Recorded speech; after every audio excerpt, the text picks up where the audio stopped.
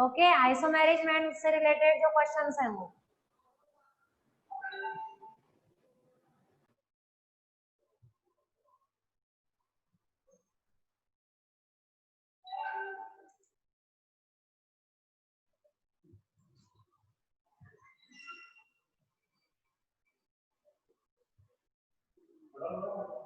जुड़ गए क्या सब? बेटा ध्यान दो, कोई प्रॉब्लम है वीबीटी या आईयूपैक में? कोई क्वेश्चन ऐसा जो आप लोगों को पूछना हो, आईयूपीएसी या वीबीटी? दो टॉपिक कंप्लीट हो चुके हैं, थर्ड ध्यान देंगे आइसोमेरिज्म। ओके, आइसोमेरिज्म, आइसोमेरिज्म आज अपन पढ़ रहे हैं कोऑर्डिनेशन कंपाउंड में isomerism. Firstly definition of isomerism, the compound which have same structure formula but differ in structure, compound which have same structure formula but does not have same structure। Okay, ऐसे compound जिनका structure formula क्या होगा, same होगा, लेकिन structure same नहीं होगी, उसको अपन बोलेंगे आइसोमर। और आइसोमर का ये जो कैरेक्टर है इसी को अपन आइसोमेरिज्म बोलते हैं। ध्यान दे, जैसे मान लो किसी भी कंपाउंड, दो ऐसे कंपाउंड है जिनके पास में number of carbon atom, number of hydrogen, oxygen ये सेम है, जैसे तो वो एल्कोहल भी हो सकता है क्योंकि उसमें भी कार्बन हाइड्रोजन ऑक्सीजन होती है, एल्डिहाइड भी हो सकता है, ग्लूकोज भी हो सकती है, ठीक है, कोई भी कार्बोहाइड्रेट भी हो सकता है। तो ध्यान देंगे स्ट्रक्चर फॉर्मूले सेम होने के बाद में भी जिनकी स्ट्रक्चर सेम नहीं होती उसको अपन बोलेंगे आइसोमर, और करेक्टर को आइसोमेरिज्म। महिपाल सिंह क्या पूछा है मैम, आईयूपीएसी का 7 और 10 बता दीजिए। आईयूपीएसी टेबल में जो बना हुआ है वो 7 और 10, देखो देखिए क्या एग्जाम्पल है 7 और 10, मैं लिख देती हूँ, अगर वही एग्जाम्पल हो तुम बोल देना भाई यही एग्जाम्पल है, ठीक है, यस और नो में आंसर दे दें, क्योंकि बुक में बेटा हिंदी मीडियम की बुक में कई एग्जाम्पल अलग भी दिए हुए हैं, अब इसमें तो ये एग्जाम्पल ही नहीं है 7 और 10। एक मिनट रुको, 7 और 10 ऑक्सीडेशन के रूल,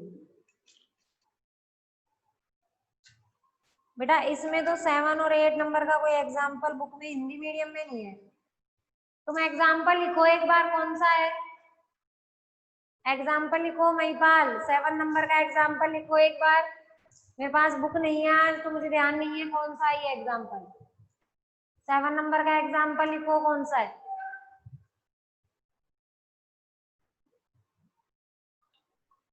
आप थोड़े तिरछे बैठो ना, मुझे क्वेश्चन नहीं दिखता जल्दी से। बेटा एग्जाम्पल लिख दो महिपाल एक बार, कौन सा है एग्जाम्पल?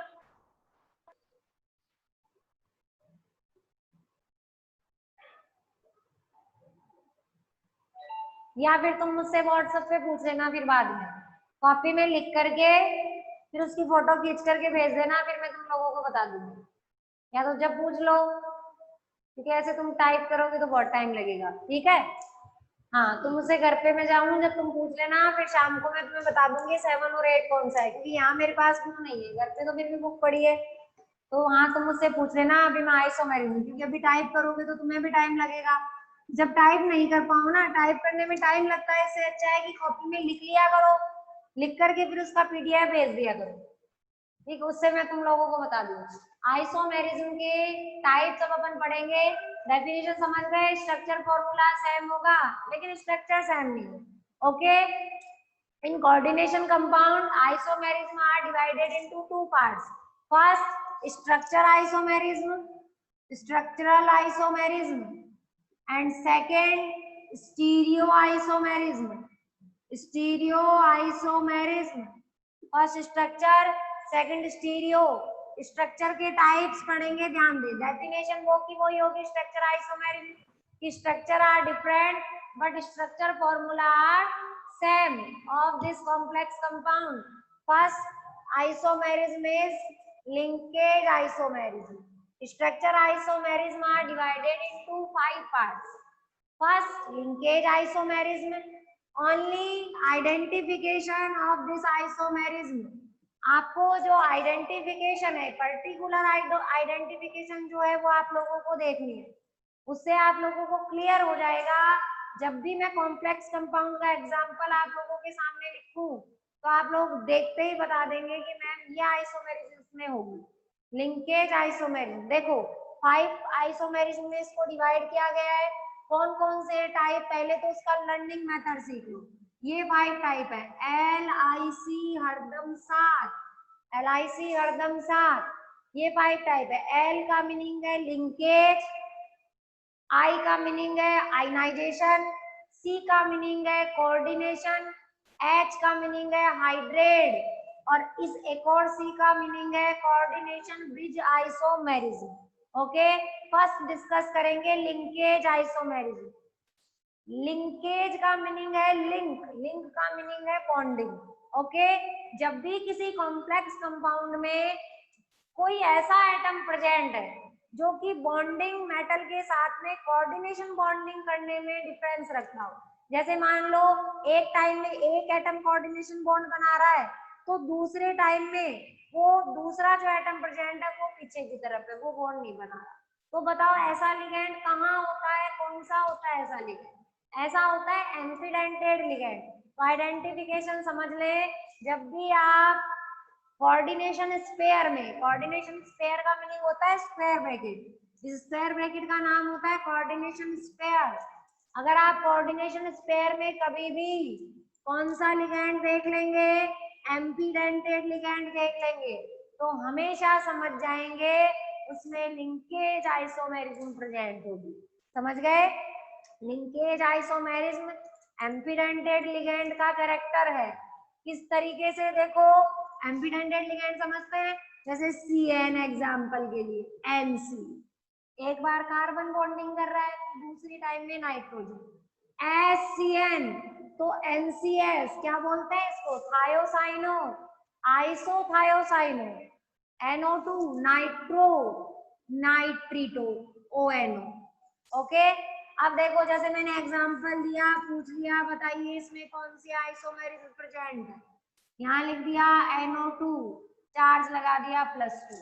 इस कॉम्प्लेक्स कंपाउंड में इसका जो क्वेश्चन आता है, आपको एग्जांपल दिए हुए आएंगे, या तो डेफिनेशन पूछे लिंकेज आइसोमेरिज्म तो आप लिख देंगे linkage isomerism complex compound, the complex compound which have equidentate ligand show these isomerism या सॉरी लिंकेज आइसोमेरिज्म। अब देखो फर्स्ट जो है NO2 बना दिया, इसका आइसोमर बना सकते हैं, इसका आइसोमर क्या होगा, NO2 कन्वर्ट कर दो इसको ONO में, ONO NH3 एसिड रहेगा, ये बन जाएगा ONO, चार्ज आ जाएगा जो है वो। कभी भी आइसोमर बनाते समय चीज ध्यान दें कि कभी भी कोऑर्डिनेशन स्पेयर में कोऑर्डिनेशन नंबर नहीं बदलेगा, अगर 6 लिगैंड जुड़े तो 6 ही रहेंगे हमेशा। Okay, first linkage isomerism complete. Second आती है आयनाइजेशन। आइसोमेरिज्म बहुत इंपॉर्टेंट चीज है। आयनाइजेशन आइसोमेरिज्म क्या होती है? आयनाइजेशन है आइसोमेरिज्म जब कॉम्प्लेक्स कंपाउंड में conversion of ions in complex compound, conversion of ions, ions convert होंगे कोऑर्डिनेशन स्फीयर के अंदर प्रेजेंट आयन और बाहर प्रेजेंट आयन। ये किस तरीके से, देखो मान लो एग्जांपल दे रही हूँ मैं, इधर देखिए CONH3 यहाँ लिख दिया मैंने, यहाँ 4 कर लो, Cl2 और बाहर लिख दिया Br। 2 आइसोमर बन सकते हैं इसके, एक बार एक Br को अंदर ले। आयंस, आयंस को देखना है ना कि न्यूट्रल स्पीसीज को, ये नहीं है NH3 को कर दिया Br के साथ में चेंज, नहीं, ओनली आयंस अंदर आएंगे, आयंस ही बाहर जाएंगे, मीनिंग Br2 ब्रैकेट के बाहर है वो अंदर आ जाएगा, Cl2 चला जाएगा ब्रैकेट के बाहर। तो एक बार एक Br को अगर आप अंदर लाते हैं तो एक Cl ही बाहर लेके जाएंगे, ये फर्स्ट आइसोमर होगा। फिर दोनों Br अंदर आ जाएंगे तो दोनों Cl ब्रैकेट के बाहर चले जाएंगे, इसका सेकंड आइसोमर हो जाएगा। इस तरीके से 2 आइसोमर इसके अपन बना सकते हैं। समझ गए? ये देखो ये लेकिन क्वेश्चन इतना इजी नहीं आता है इसका। क्वेश्चन देखो सभी बच्चे, अपनी बुक देखो, बुक में ध्यान दे। आप क्वेश्चन देंगे शॉर्ट का, अब बुक नहीं है मेरे पास, मैं बोल रही हूँ, तुम देख लो, क्वेश्चन शायद वही होगा। आपके जो शॉर्ट क्वेश्चन है उसका शॉर्ट का शायद क्वेश्चन नंबर 3 होगा, ध्यान दो। शॉर्ट का क्वेश्चन नंबर 3 देखो। आज बुक लाना मैं भूल गई, वो अभी हिंदी मीडियम की क्लास हो रही थी, जब वो एक आती है लड़की उसके पास में बुक थी, तो हिंदी मीडियम को तो मैंने बुक से करवा दिया। तुम लोग देख लो बेटा अपनी बुक में, शॉर्ट का क्वेश्चन नंबर 2 या 3 होगा। देखो क्या क्वेश्चन है वो देखो। A complex compound which have structure formula is CONH3 SO4Br। इस तरीके से एक क्वेश्चन है। देखो a complex compound which have structure formula CONH3 4 की जगह शायद 5 है, यहाँ 5 CONH3 5 SO4Br। एक कॉम्प्लेक्स कंपाउंड है, इसका स्ट्रक्चर फॉर्मूला ये है। अब इस कॉम्प्लेक्स कंपाउंड को मैंने 2 बोतल ए एंड बोतल बी में पैक किया हुआ है। When added BaCl2 in bottle A, then gives BaCl2, जब मैंने बोतल A में ऐड किया, then gives white color PPT, and when added AgNO3 silver nitrate in bottle B, then gives light yellow color PPT. Write the formula, structure formula या complex compound for bottle A and bottle B। आ गया question अच्छे से समझ में? A complex compound which have structure formula CONH3 5SO4Br pack in bottle A and bottle B. Bottle A gives white PPT with BaCl2 and bottle B gives yellow PPT with AgNO3. Write the complex compound of bottle A and bottle B. Bottle B और bottle A का complex compound का formula बताना है। कैसे बताएंगे देखो, ध्यान से मेरी बात समझे।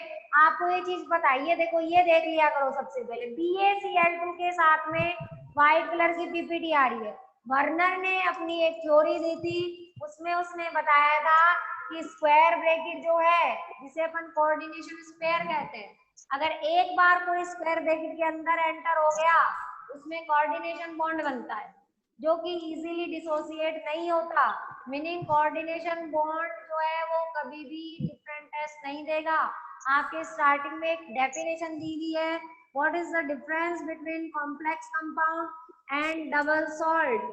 डबल सॉल्ट में कोऑर्डिनेशन कंपाउंड में डिफरेंस।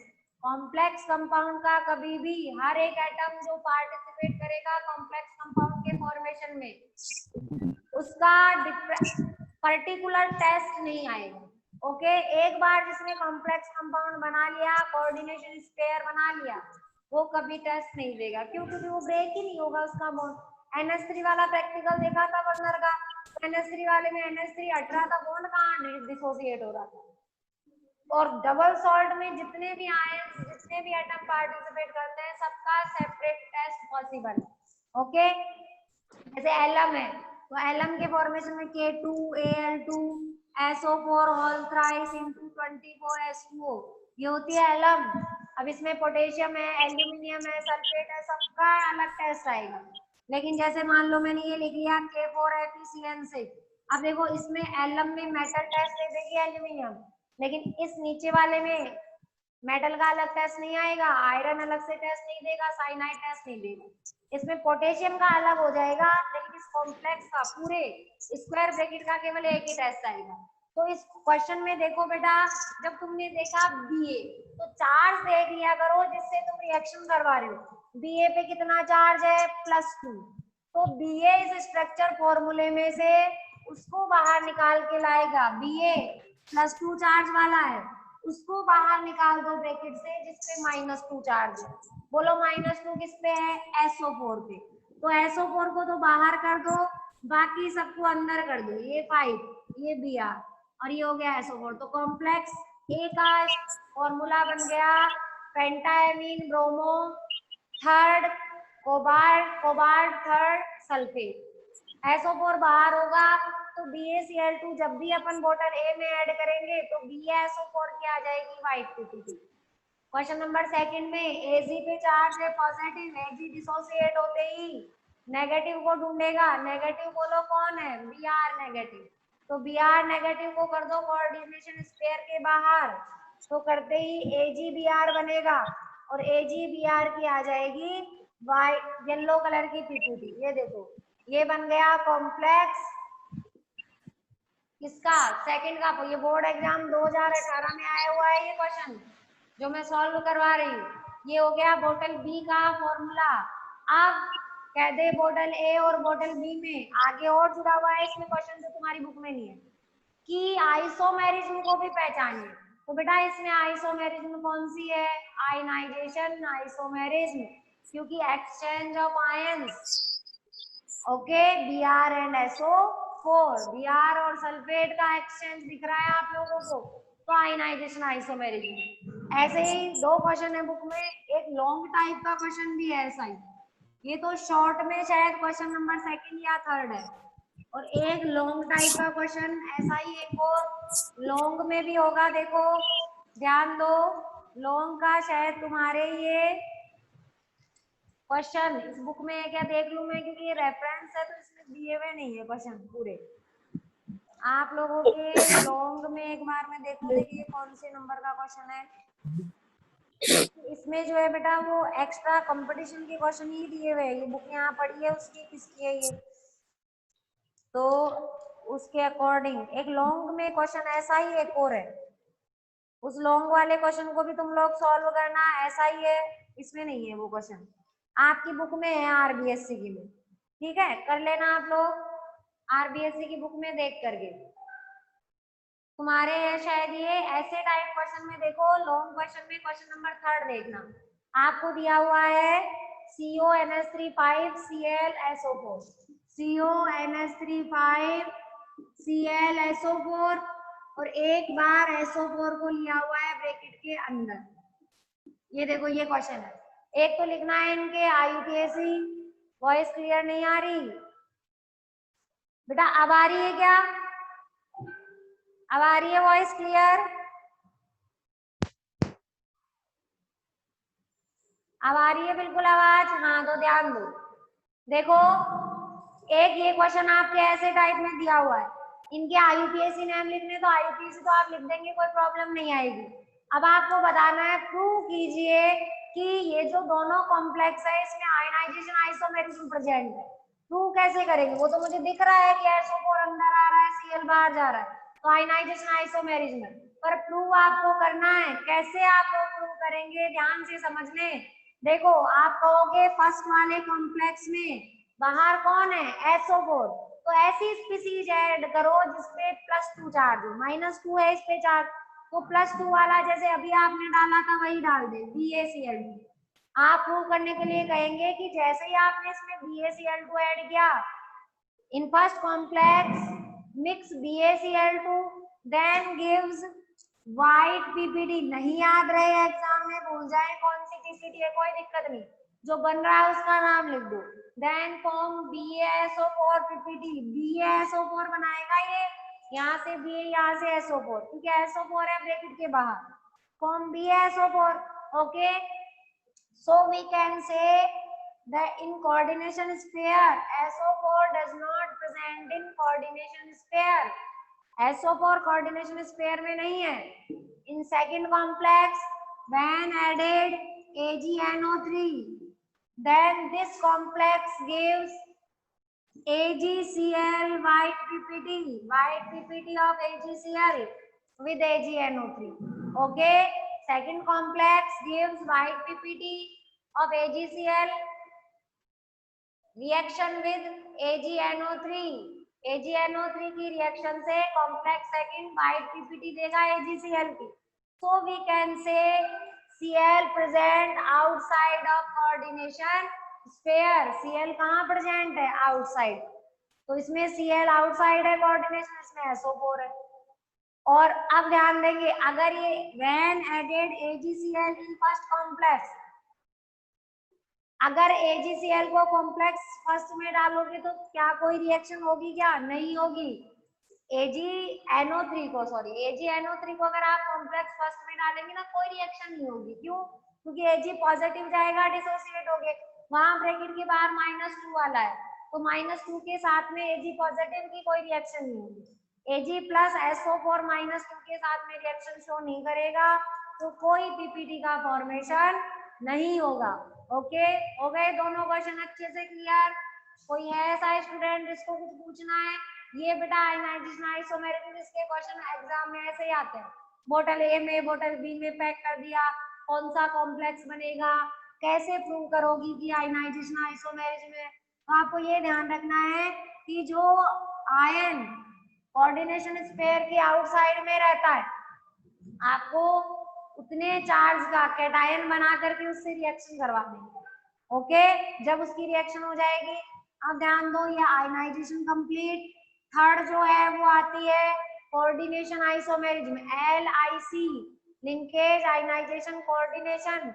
कोऑर्डिनेशन आइसोमेरिज्म अपन किसको कहते हैं? ध्यान देंगे, कोऑर्डिनेशन आइसोमेरिज्म की पर्टिकुलर आइडेंटिफिकेशन ध्यान दो, जिसको देखते ही पहचान जाओगे कि ये कोऑर्डिनेशन आइसोमेरिज्म।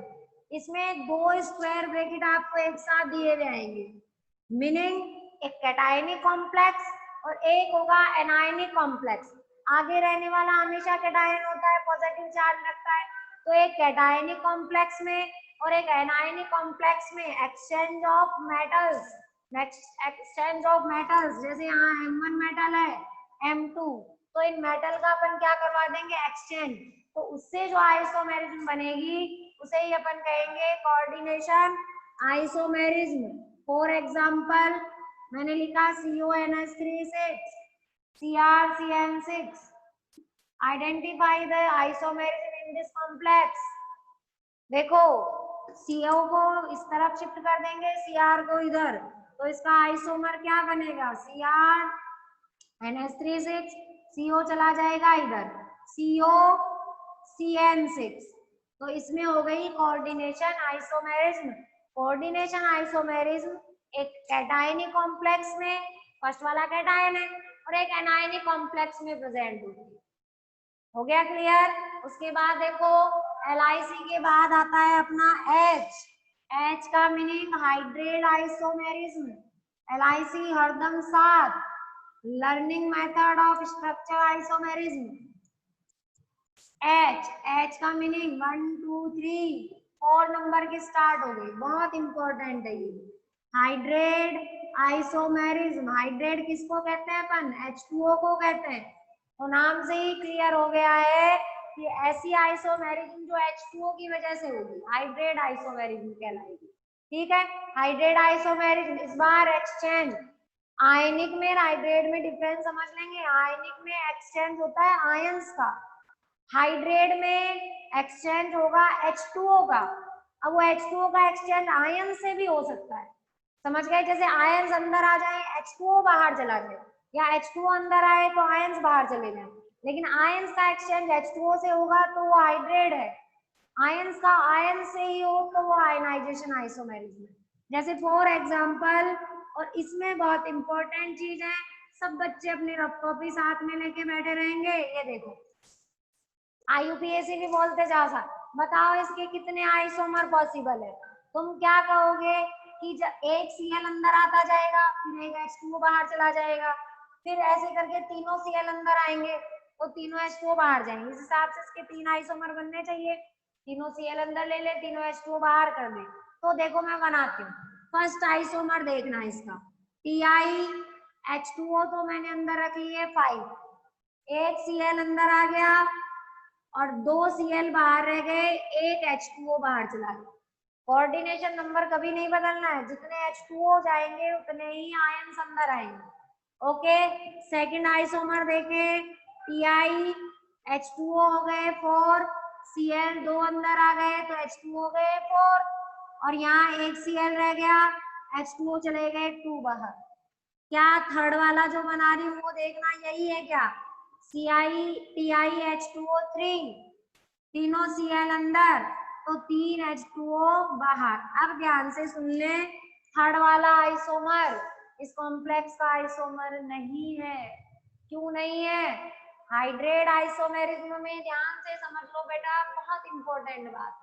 हाइड्रेट आइसोमेरिज्म में अगर कोऑर्डिनेशन स्पेयर, स्पेयर का मीनिंग स्क्वायर ब्रैकेट के बाहर और अंदर, आउटसाइड में और कोऑर्डिनेशन स्पेयर में अगर H2O का नंबर बराबर हो जाए, जैसे यहाँ भी H2O कितने हैं 3 और बाहर भी H2O कितने हैं 3, तो वो कभी भी उसका आइसोमर नहीं होगा। समझ में आ गई बात? कभी भी उसका आइसोमर नहीं कहलाएगा अगर H2O का नंबर बराबर हो गया।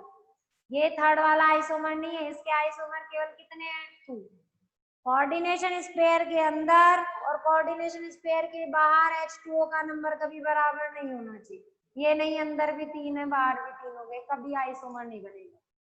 समझ में आ गई बात ढंग से? ठीक है, अब मैं तुम्हें क्या पूछ रही हूँ वो सुनो। IUPAC पूछ रही हूँ, इसकी IUPAC बताओ, नाम बताएंगे, तुम कह दोगे हेक्सा एक्वा टाइटेनियम। थर्ड आया, थर्ड क्योंकि 3 है ये 0 हो गया। थर्ड क्लोराइड, बिल्कुल सही है। सेकंड वाले का नाम ध्यान दो। हाँ भाई, पेंटा एक्वा, क्योंकि ए है पहले और ये है C. Chloro titanium. Third last में ध्यान दो, दो दो है, ये क्लोराइड है, ये क्या है एक्वा है क्या? ये नहीं। ब्रैकेट के बाहर वाले का अपन IUPAC कहती है कॉमन नेम लिखो। तो कॉमन नेम क्या होता है? H2O को क्या कहते हैं? हाइड्रेट कहते हैं। तो ये C है, ये H है, हाइड्रेट। कई बच्चे इसको भी एक्वा ही लिख देते हैं। अरे एक्वा तो लिगैंड की फॉर्म में होगा जब उसका नाम होगा, और लिगैंड किसको कहते हैं? जो कोऑर्डिनेशन स्पेयर के अंदर रहता है वो होता है लिगैंड। बाहर वाले तो आयन होते हैं, आयनिक बॉन्ड बनाते हैं। तो पेंटा एक्वा, क्लोरो टाइटेनियम, ध्यान देंगे बाहर वाले का Cl का नंबर नहीं लिखना। क्लोराइड हाइड्रेट, क्लोराइड हाइड्रेट लिख देंगे। अब और इम्पोर्टेंट चीज देखो, इसका नाम देखना सेकंड नंबर वाले का, वो बहुत इंपॉर्टेंट चीज है। देखिए तुम लिख सकते हो या बता सकते हो। Tetra aqua dichloro titanium. अब आगे आ जाओ, ये क्या है? क्लोराइड। अब इसको भी तुम हाइड्रेट ही बोलोगे तो ऊपर वाले में इसमें क्या फर्क है? तुमने तो इसको भी क्लोराइड हाइड्रेट ही कहा था। तो मेरी बात ध्यान से सुने बेटा, IUPAC का रूल अपना क्या कहता था? स्क्वायर ब्रैकेट के बाहर वालों का नंबर नहीं लिखते। लेकिन ध्यान से मेरी बात सुने, स्क्वायर ब्रैकेट के बाहर अगर कोई न्यूट्रल स्पीसीज हो, न्यूट्रल का मीनिंग H2O है, जैसे जैसे NH3 है, तो आपको हमेशा उनका नंबर बताना है। अगर नंबर नहीं बताएंगे ना तो अपन स्ट्रक्चर नाम लिख के वैसे कभी फॉर्मूला नहीं बना पाएंगे किसी भी हालत में। तो इसके लिए इसका नाम होगा tetra aqua dichloro titanium. Third chloride dihydrate. क्यों लिखा है मैंने? क्योंकि अब देखो, अगर मैं इसके नाम को नाम लिख करके इसका फॉर्मूला बनाऊंगी जब ये दिक्कत तुम्हारे सामने आएगी। टेट्रा एक्वा मैंने ये लिखा, देखना, डाइक्लोरो टाइटेनियम। थर्ड लिख दिया, उसके बाद लिखा क्लोराइड डाई हाइड्रेट। दिख रहा है? इतना लिखा हुआ साफ बिल्कुल। टेट्रा नहीं दिख रहा तो आवाज सुन ले, इससे समझ जाए। अब इससे कहते हैं कि स्ट्रक्चर वो फॉर्मूला बनाओ IUPAC, ये कॉम्प्लेक्स फॉर्मूला बनाना है। तुम विदाउट स्पेस देख के ब्रैकेट बना दोगे। फिर कोऑर्डिनेशन जो ऑक्सीडेशन नंबर है रोमन वाला, उसके आगे देखो क्या लिखा हुआ है? Ti titanium. आगे आगे बढ़ते जाओ, फिर लिखा हुआ है डाइक्लोरो टेट्रा एक्वा। Cl को पहले लिख दो चाहे H2O को, कोई इससे फर्क भी नहीं पड़ता। H2O4 Cl2 यही लिखा हुआ है। डाई तो क्लोरो है, टेट्रा एक्वा है, लिख दिया मैंने। अब ध्यान दो, अब अपन क्या करेंगे? फिर कह रहा है थर्ड लास्ट में क्लोराइड और हाइड्रेट। मान लो केवल हाइड्रेट ही लिखा हुआ होता, डाई नहीं लिखा हुआ होता, उसका फर्क समझा रही हूँ कि इस डाई को क्यों लिखते हैं अपन, क्यों अपन न्यूट्रल वाले का नंबर बताते हैं। सपोज करो हाइड्रेट ही लिखा हुआ होता केवल, अब तुम सॉल्व करोगे, कितना कोऑर्डिनेशन नंबर, वो ऑक्सीडेशन नंबर कितना है इसका 3, 3 वाला नंबर दे दो इसको, यही सिखाया है मैंने तुम्हें, यहाँ लिख दिया 3। H2O का कितना है 0, इसका कितना है -2, 3 में से माइनस के 2 हटाया, माइनस किया तो आंसर आया प्लस का 1। मैंने बताया है कि अगर आंसर प्लस में आता है तो वो नंबर अपन पीछे वाले को देते हैं, और अगर आंसर माइनस में आता है वो नंबर अपन आगे वाले को देते हैं। तो मेरे पास आंसर आया +1, वो नंबर तो इसको मिलेगा, और इसका आएगा -1, वो इस ब्रैकेट को मिलेगा। तो अब मैं कैसे पहचानूंगी कि H2O कितने जुड़े हैं मेरे पास, नंबर तो 1 आया है, तो H2O का तो इसमें कोई रोल ही नहीं है, तो इसीलिए हमेशा यहाँ ये डाई लिखा हुआ होगा ना, तो अपने आप यहाँ 2 लग जाएंगे। समझ में आ गई बात, 2 लगते ही डाई हाइड्रेट हो जाएगा। तो न्यूट्रल में ध्यान दो, IUPAC नोमेनक्लेचर में न्यूट्रल का नंबर लिख करके आना है, डाई हाइड्रेट है कि ट्राई हाइड्रेट है क्या है। ओके, समझ गए सभी, ठीक है। ये बेटा अपने हाइड्रेट आइसोमेरिज्म कंप्लीट। फिफ्थ आती है अपने coordination bridge isomerism, fifth LIC हरदम, और लास्ट में आती है 7, हरदम 7 LIC। अब ध्यान दो, कोऑर्डिनेशन आइसोमेरिज्म, कोऑर्डिनेशन ये आइसोमेरिज्म, ये है कोऑर्डिनेशन ब्रिज आइसोमेरिज्म। ये आइसोमेरिज्म जैसा कि नाम से ही पता चल गया है, जो ब्रिज कॉम्प्लेक्स होंगे उनमें ये आइसोमेरिज्म प्रेजेंट होगी, ब्रिज वाले कॉम्प्लेक्स में। तो ध्यान दो, ब्रिज वाले कॉम्प्लेक्स में मैं एक एग्जांपल लिख दूं, यहाँ मैंने बना दिया NH3 कोबाल्ट, NH2, यहाँ मान लो NO2 है, फिर कोबाल्ट है, फिर H2O4, और चार्ज मान लो कुछ भी लगा दिया +4। हाँ भी, इस कॉम्प्लेक्स में देखो, हमेशा ध्यान रखना है बेटा, ब्रिज वाले जो लिगेंड है वो कभी भी आइसोमर नहीं बनाएंगे, क्योंकि ब्रिज वाले की तो रेस्पॉन्सिबिलिटी ज्यादा है, दोनों तरफ मेटल के जुड़े हुए हैं। तो आपको चेंज एक्सचेंज किसका करना है, जो लीनियर फॉर्म में प्रेजेंट जो लिगेंड है वो अपनी पोजीशन को चेंज करेंगे। ओके, यहाँ से इधर आ जाएगा, ये शिफ्ट हो जाएंगे इधर, तो आराम से आइसोमर बनाते जाओ, तब तक बनाते जाओ जब तक चारों NH3 उधर चले जाए, चारों H2 इधर आ जाए, एक NH3 को उधर ले जाएंगे, एक H2O को इधर ले जाएंगे। मैं एक आइसोमर बना के बता दूं तुम्हें, एक H2O इधर आ गया, बच गए कितने NH3, 3, कोबाल्ट, NH2, NO2, फिर कोबाल्ट, H2O कितने रह गए 3, और उठा करके एक NH3 को ले गए अपन उधर, और ये चार्ज हो गया +4। चेंज करते जाएंगे, सारे NH3 को उधर ले जा करके सारे H2O को इधर ले आएंगे, तब तक इसके आइसोमर बनते रहेंगे। ओके, समझ गए अच्छे से। ये ध्यान रखना है, केवल लीनियर फॉर्म में जो प्रेजेंट है लिगेंड उनको ही चेंज करना है।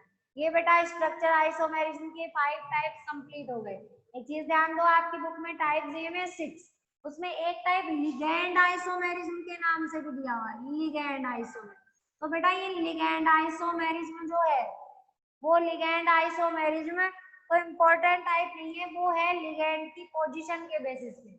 मान लो कोई एरोमेटिक लिगेंड हो, जैसे फेनिल जुड़ी भी होती है अभी, जैसे ट्राइफेनिल फॉस्फीन होती है अभी मान लो, ठीक है। तो अब इस, या मान लो जैसे फिनॉल है, अगर ये फिनॉल मान लो इसकी ऑर्थो पे, इसकी मेटा पे, इसकी पैरा पे, इसकी कौन सी पोजीशन पे लिगेंड लगा हुआ है, जैसे सेकंड नंबर पे लगा हुआ होगा तो अपन लिगेंड की फॉर्म में उसको 2 लिख करके C6H5OH ऐसे लिख देंगे, 2Cl ऐसे ब्रैकेट के अंदर। 2Cl का मीनिंग सेकंड नंबर पे 2 क्लोरोफिनॉल है, ये पोजीशन के बेसिस पे, अगर मेटा पे प्रेजेंट होगा तो 3 क्लोरोफिनॉल, पैरा पे होगा तो 4 क्लोरोफिनॉल, वो अलग अलग अपन IUPAC में नंबर और लिख देते हैं कि 4 क्लोरोफिनॉल, 3 क्लोरोफिनॉल, 2 क्लोरोफिनॉल। ओके, वो लिगेंड की पोजीशन के बेसिस पे, जिसको अपन लिगेंड आइसोमेरिज्म कहते हैं। अब ये फर्स्ट आइसोमेरिज्म का जो टाइप है स्ट्रक्चर आइसोमेरिज्म कंप्लीट हो गया। किसी स्टूडेंट को स्ट्रक्चर आइसोमेरिज्म के जो 5 टाइप है LIC हरदम साथ उसमें कुछ पूछना है क्या बेटा?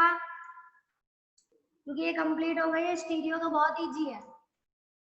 पूछना है किसी को कुछ?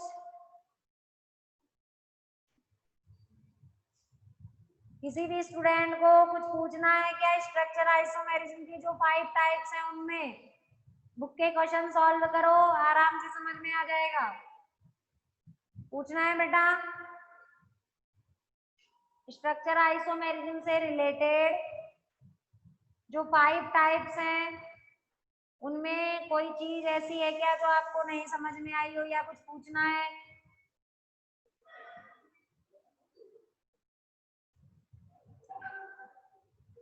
पूछना है किसी को भी? अरे आंसर भी दे दिया करो, यस या नो का भी। नो लिखने में थोड़ी टाइप करने में टाइम लगता है इतना। पूछते नहीं है तो ऐसे लगता है कि जैसे पढ़ ही नहीं रहे बिल्कुल भी, आधे ज्यादा क्लास में ही नहीं है प्रेजेंट। 2 मिनट नहीं चल रहा है अभी। पूछना है किसी को? ध्यान दो, नहीं पूछना तो अब सेकंड टाइप में आ जाओ। Stereo isomerism. Stereo isomerism definition structure formula same होगा, डेफिनेशन वही है, लेकिन जो 3 डायमेंशनल स्ट्रक्चर है इस बार 3D में बनाएंगे अपन स्पेस में। 3 डायमेंशनल स्ट्रक्चर जो है वो कंपाउंड की डिफर होगी। स्टीरियो आइसोमेरिज्म 2 टाइप्स की होती है, geometrical isomerism and optical isomerism. Geometrical isomerism condition भी सीखते जाएंगे एंड ऑप्टिकल आइसोमेरिज्म। फर्स्ट आती है ज्योमेट्रिकल आइसोमेरिज्म जिसके फिर 2 टाइप्स है। ज्योमेट्रिकल आइसोमेरिज्म के लिए 2 टाइप्स का मीनिंग, एक तो अपन पढ़ेंगे कोऑर्डिनेशन नंबर 4 के लिए और एक अपन पढ़ेंगे कोऑर्डिनेशन नंबर 6 के लिए। ओके, ध्यान से बात समझ लें। सबसे पहले आता है कोऑर्डिनेशन नंबर 4 के लिए। बेटा कोऑर्डिनेशन नंबर 4 के लिए ज्योमेट्रिकल आइसोमेरिज्म शो करने की कॉम्प्लेक्स कंपाउंड की 2 कंडीशन होनी चाहिए। Condition number 4, first complex always heteroleptic होना चाहिए। इट्रोलेप्टिक क्यों होना चाहिए इट्रोलेप्टिक?